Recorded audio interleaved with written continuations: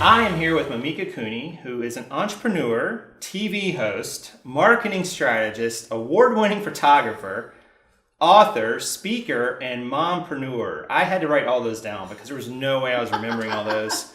So that is quite a list of accomplishments. She's also a mother and a wife, so she has the demands of family and work and that delicate balance that has to be achieved. And we're going to explore that subject in today's interview. So Mamika, thanks for being here today. Oh, I appreciate you inviting me here, and I'm very excited to be in Jason's abode. That's great. So let's hear something about your backstory. Now, you're originally from South Carolina, right? No, South Africa, Gotcha, south, past the equator, like south, but yeah.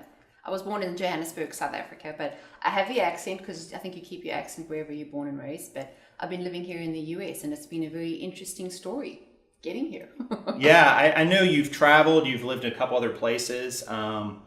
So tell us about maybe your early life and, what was that like? How did that, you've gone down some different roads here, a lot of different paths. And so how did what happened, when in your adolescence and your early adulthood and so on, how did that sort of prepare you for some of these paths you've gone down? What sort of things happened to you or didn't happen to you that sort of led you in these directions? Yeah, well, for me, I always feel like I was born an entrepreneur because my father is of Greek descent, my mom's of English descent, grew up in South Africa. He had a business. He started a business. He was a property developer, and he actually had a construction company called Mika Construction, named after me. So it's from the age of 3, all I saw was the business running from home. My mom and dad always busy in the business. I would often just, go play with the stationery. And at 4 years old, I thought I was the boss. Right. And I'd be answering the phone, Mika Construction, good day. So for me, it's not like my parents were ever in a job. That's all I ever knew. I was surrounded by entrepreneurialism, the ups and downs. Living in South Africa was, we had a lot of the political instability. So there was often something would happen in the politics and it would send prices through the roof. And I remember my dad, freaking out, always wondering how he's, going to make things work. But what we definitely discovered was, in South Africa, we have a saying, a boer maak 'n plan, which means a farmer makes a plan. And I think that kind of got instilled in me, that no matter the circumstances, you're always going to find a way to make it work. Your parents were, at least your dad was an entrepreneur as well, had his own business. So what was your interaction like with them in terms of preparing you for some of these paths to become an entrepreneur yourself? How did they push you in those directions? Did they caution you? Did they sit back and let you go? Pretty much because they were always busy with the business. I was just kind of always an observer. So whether they were doing, dealing with clients, or whether my mom used to do the end of month accounts and I'd help her lick stamps and send those back in the early 80s, before the days of internet. Right. Everything was done manually, just kind of learning and observing and always looking, how things are done and always asking 100 questions. A lot of people have this idea that there's a security, there's a security with working for somebody else, working in the traditional job. Yeah. What was your experience like working for other people? How did that impact you and sort of this entrepreneurial spirit you have inside of you? Well, to be honest, I was very frustrated for many years because I always felt there was something big I wanted to do with my life, or there was something else. And for me, I felt frustrated where if I wasn't in control of the situation, like if a boss told me what to do, yes, I would do it. But I always felt that it wasn't exactly what I want to do. So I always had this pursuit of wanting to do something bigger. But at the same time, I learned, trying to jump and go out and just, saying burn bridges and let's just go for it can be very stressful. Right. And I did learning this the hard way. I did start my first business. So thereafter, after working for the TV production company, I got married, and then, because I wanted to be a stay-at-home mom, I wanted to work at home. Again, being an entrepreneur, I want to be in control of my time. That was a big motivation for me is, how can I pick a business model and think out of the traditional scale to get to where I want to. But what I realized is I had to plan ahead. So what I say to people now, if I had to talk to my younger self, I'd say, you can start a business, but don't give up the day job just yet, because there's things that you can learn on somebody else's dime. So if you're working for someone, pretty much my husband and I for about 2.5 years burnt the midnight oil. We would go and work all day, come home at night. This was before we had kids. I call it the BC days, where, you can get 2 hours or 3 hours of sleep. Yeah. And just work on our internet business, because back in South Africa, when the internet first came out in 97, it was all new. And so we would he was learning HTML programming, and I was busy teaching myself web design. in front page, which is, really far back I remember then. that, yeah. Yes, those were the very clunky, the days of dial-up where... Right. But what we realized is, in order for us to be the entrepreneurs that we know we were dreaming to be, we had to plan a course. So I always say is, think about where you want to be and work backwards. And it's no failure to say like you can't try something, and if it doesn't work, okay, you can chart your course. But throwing yourself in, with everything that you've just given up can put a lot of financial stress on you unnecessarily, and then we make bad choices. Right. So, and I've been in this situation, like often my husband calls me the wild horse. He's got to keep holding me back. Okay, hold it back. Just wait. He's the more cautious one, you can tell. And I've had to learn to pace myself. So when you're working for someone, don't see it as like a prison sentence, like, oh, when I get out of here, I can't wait to, you have that desire in you, and that's a good way to fuel that, to give you the sort of momentum to get going, and the persistence. Right. Because as you know, being an entrepreneur isn't easy. Let's say you were advising a female entrepreneur out there who wants to start a business.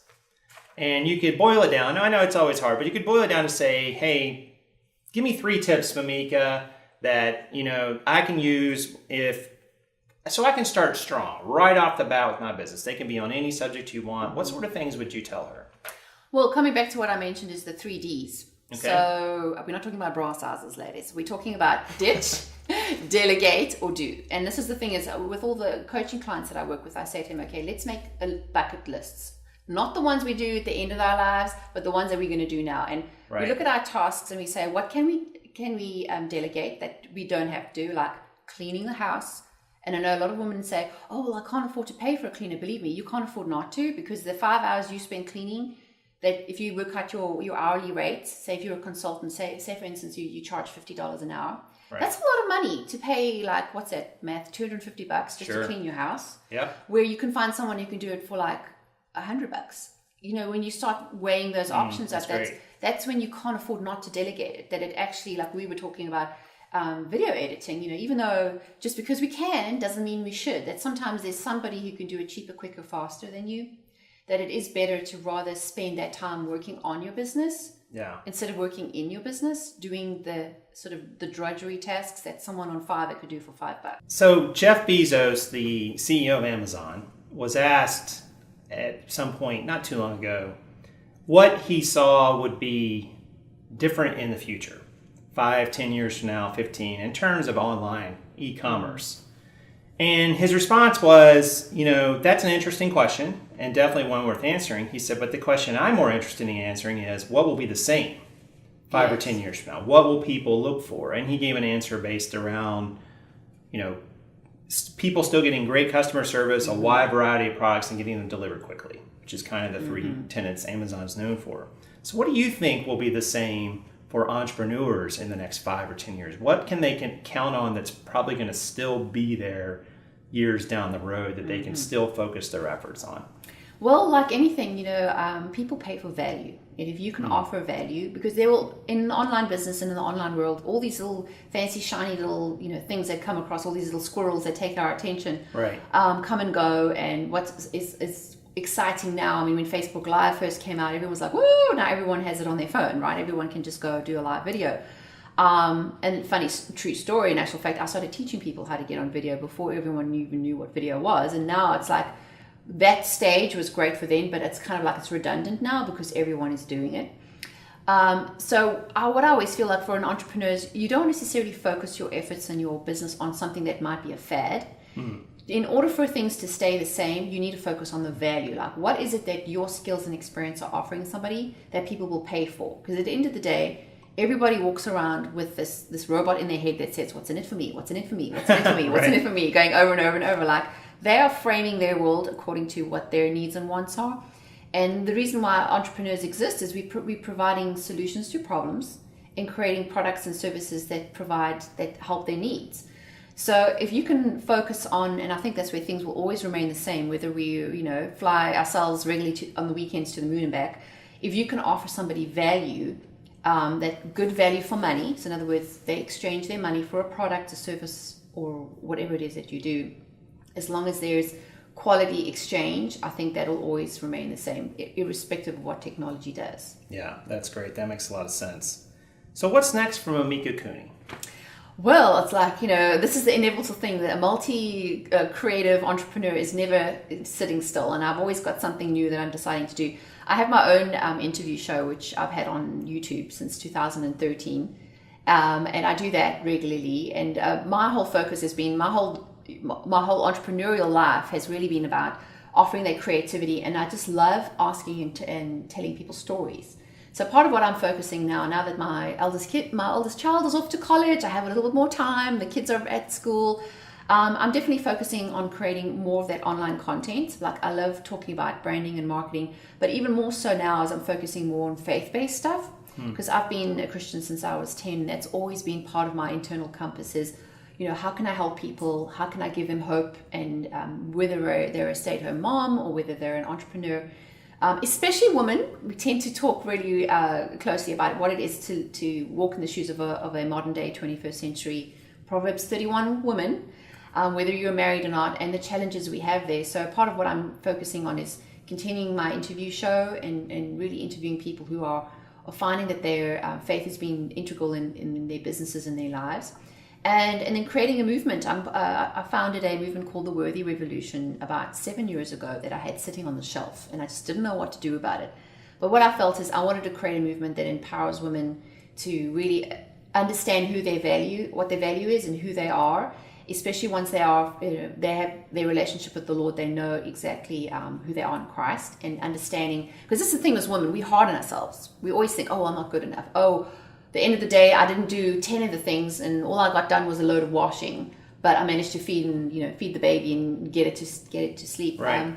We're very hard on ourselves in terms of we're not valuing what we offer. Even though we say, entrepreneurial women, we always pulled in so many different directions. We don't feel like what we're doing is ever good enough. So what I really am focusing on is building on that movement, providing everything from e-courses to online masterclasses, merchandising product. We can wear t-shirts with pride, and just really creating that supportive network for women who really need the help, like we're talking about today. Like, honest conversation, like, right. Running a business and being a mom and a wife is tough. It's not, sunshine, lollipops and rainbows. We're going to have the bad hair days. We're going to have the days where we just feel frustrated, like we've never had we've achieved what we wanted to. So that's really what I'm been focusing on now. That's terrific. Well, I want to thank you very much for being a part of this interview and coming on and sharing your time and your wisdom and your insight. And it's been a pleasure talking to you. So thank you so much. Well, thanks for having me. It's been fun.